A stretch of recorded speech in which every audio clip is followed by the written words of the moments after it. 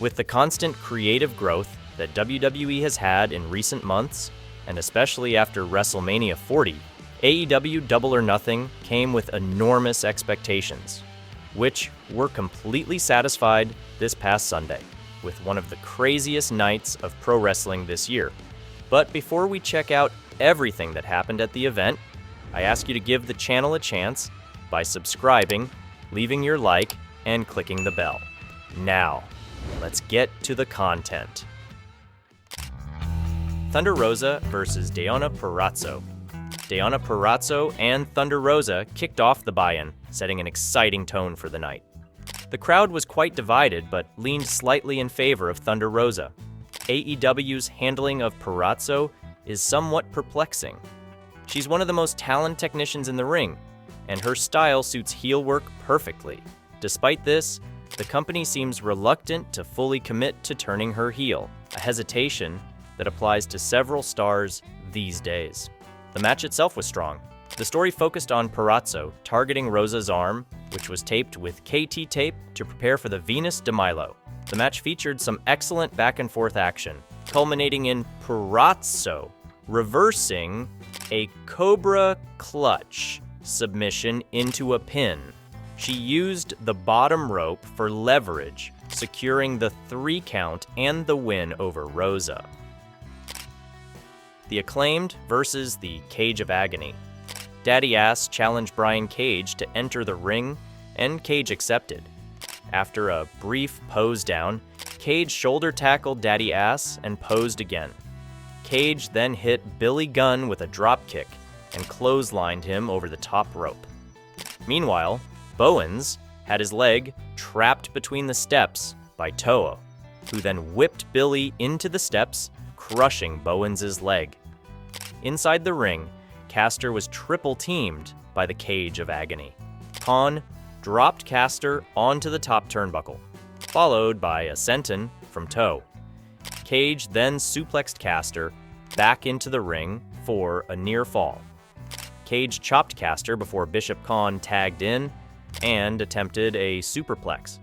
Caster countered with a cross body press for a near fall.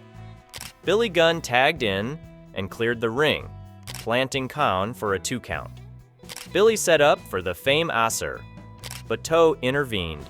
Bishop then hit Caster with a lung blower, followed by a discus lariat from Toa. The Cage of Agony triple power bombed Billy, but Bowens broke up the pin. Brian Cage grabbed a steel chair, but Chance, the Las Vegas Golden Knights mascot, took it. Caster hit Cage with a Fame Aser on the floor. Toa Leona attacked Caster, but inside the ring, Billy cradled Bishop and secured the pin. Roderick Strong versus Will Ospreay. Ospreay was out for vengeance after last week's savage assault by the Undisputed Kingdom. He attempted to ambush Strong with a hidden blade during his entrance, but Strong evaded it just in time. Undeterred, Ospreay swiftly dispatched Mike Bennett and Matt Taven at ringside before turning his fury back on Strong. Adding to the chaos, Ospreay landed awkwardly on the crown of his head, heightening the tension. The interference continued as Bennett and Taven again distracted referee Bryce Remsburg, while Wardlow prepared to powerbomb Ospreay. This time, Remsburg intervened, threatening Strong with a title loss if Wardlow didn't leave. An unusual move that contradicted the rule that championships can't change hands via disqualification. As the match reached its climax, the referee's attention lingered on Strong, allowing Don Callis to unsuccessfully persuade Ospreay to revive his retired Tiger Driver 91 maneuver. In the end, Ospreay executed a flawless hidden blade, followed by the Stormbreaker, securing the pin and his first AEW championship. The MGM Grand Garden Arena erupted as Ospreay celebrated his hard-earned victory. MJF returns.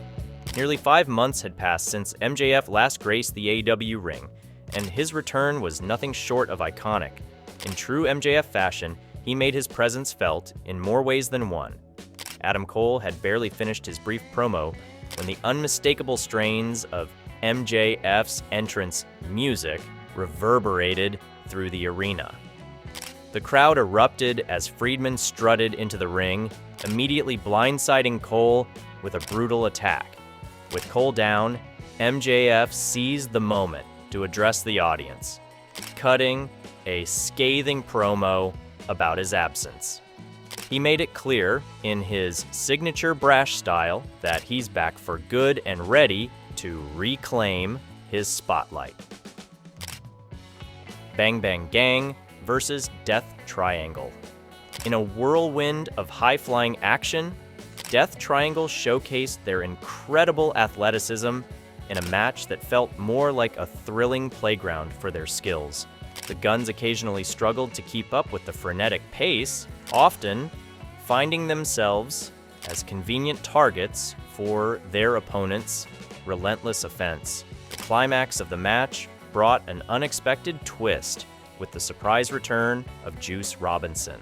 His interference proved pivotal, enabling White to deliver a match-ending Blade Runner to Pac. The bout was a masterclass in high-paced action, punctuated by the shocking return of Robinson and a commendable performance by Death Triangle, even in defeat. Toni Storm versus Serena Deeb. Deeb trapped Toni in the Paradise Lock before delivering a thunderous dropkick. Storm retaliated with a powerful forearm strike, sending Deeb crashing to the outside with a running hip attack. Undeterred, Deeb countered with a dragon screw leg whip through the ropes, followed by a devastating neckbreaker on the unforgiving arena floor. As Deeb ascended to the top turnbuckle, Storm met her there, executing a jaw-dropping avalanche pile driver. With Deeb reeling, Storm sealed the deal with the Storm Zero, securing the hard-fought victory. Orange Cassidy versus Trent Beretta. Trent has consistently proven himself as one of AEW's most reliable performers in the mid-card, and it's somewhat disheartening that Best Friends never received the tag title reign they truly deserved. However, Beretta now has the chance to shine in a different light as a singles heel, showcasing his talents in a new way within AEW. This match had more of a familiar Wednesday night vibe rather than the grandeur of a pay-per-view showdown, perhaps because both OC and Trent are accustomed to delivering high-stakes matches on the weekly shows. While the bout was solid, it lacked the wow factor expected from a PPV encounter. In the end, Cassidy secured the victory by countering a Gogo Plata attempt, adding another chapter to the ongoing saga between these talented competitors. Chris Jericho versus Hook versus Katsuyori Shibata. The FTW title hung in the balance in an electrifying triple threat showdown, with Jericho putting his unsanctioned belt on the line against Shibata and his predecessor, Hook. As soon as the bell tolled, the Learning Tree wasted no time targeting Hook. But there were moments where Shibata and Hook appeared to be working in tandem. Jericho attempted to gain an advantage by spilling a bag of dice onto the mat, but before he could utilize them, Hook and Shibata executed a double suplex. A heart-stopping moment ensued when Shibata and Hook were meant to crash onto Jericho through a table, only for the table to refuse to yield, resulting in a brutal crash landing for all involved. Just when it seemed Jericho might be in trouble, Big Bill made a surprise appearance, aiding Jericho in evading Shibata's Red Rum submission hold. However, Hook retaliated by sending Bill crashing through a ringside table. The chaos escalated when a mysterious masked figure emerged, attacking both Shibata and Hook before revealing himself to be none other than Brian Keith. In a twist of fate, Jericho capitalized on the mayhem to steal the victory and hastily departed the scene, leaving Keith and Bill unattended. While the outcome may have been somewhat predictable, the match delivered plenty of excitement.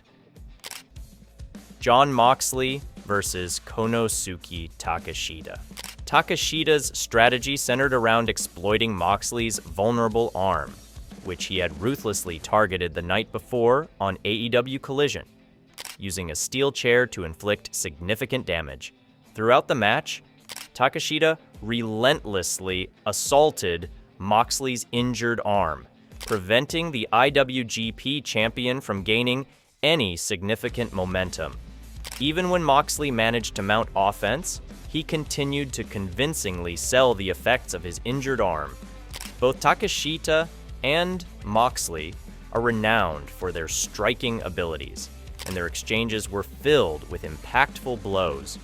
Although Moxley's compromised arm prevented the match from reaching the heights of their previous encounter on AEW Rampage, it still served as a captivating showcase of their skills and tenacity.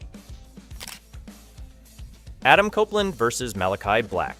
In one of the most intense matches of the evening, Copeland and Black clashed inside a barbed wire steel cage for the TNT Championship. As Copeland made his entrance, he emerged through the stage engulfed in flames, reminiscent of his iconic Brood days.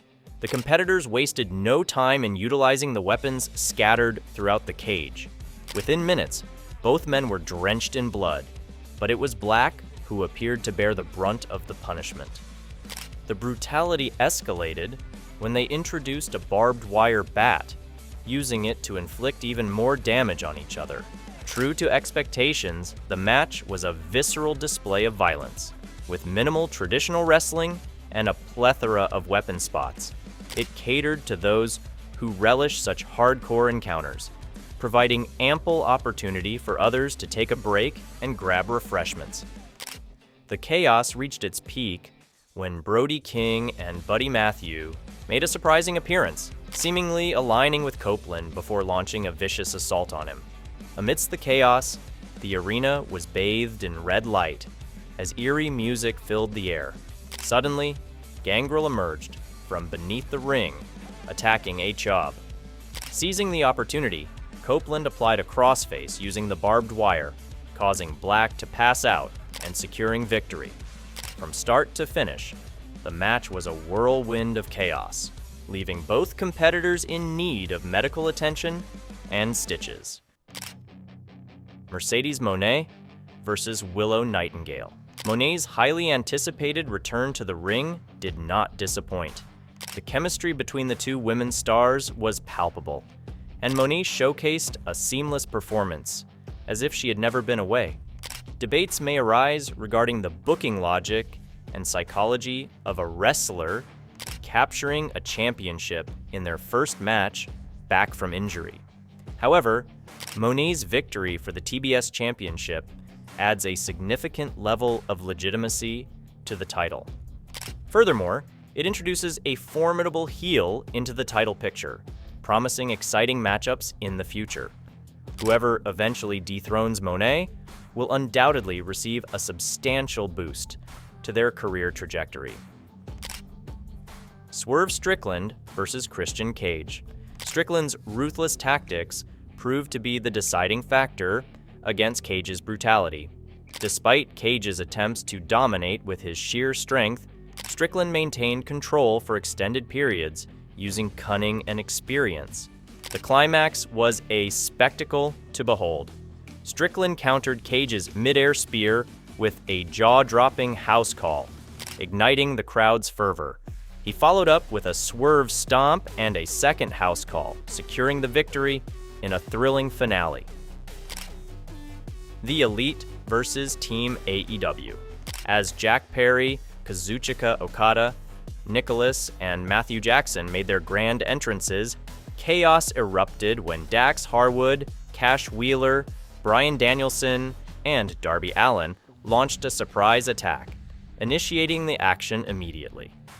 The iconic tune reverberated throughout the arena as all 8 competitors engaged in a frenzied battle, with AEW's cameras capturing every moment in a dynamic 4-way, split-screen display. The crowd was electrified, chanting and singing along, fully immersed in the spectacle. Similar to the TNT title match, the level of enjoyment derived from this spectacle hinged on one's affinity for chaotic and unconventional violence in professional wrestling. Regardless, it was an undeniable spectacle that left a lasting impression on all who witnessed it. Emerging from the chaos, Perry capitalized on the mayhem, delivering a decisive running knee strike to Danielson for the pinfall victory, cementing his triumph amidst the madness. At Double or Nothing 2024, fans witnessed a night of unforgettable battles and jaw-dropping moments. From intense rivalries, reigniting to tests of endurance and clashes of contrasting styles, each match delivered its own unique brand of excitement. As chaos erupted and mayhem ensued, competitors pushed their limits in pursuit of glory. Double or Nothing 2024 will be remembered as a spectacle of unparalleled proportions, showcasing the very best that professional wrestling has to offer.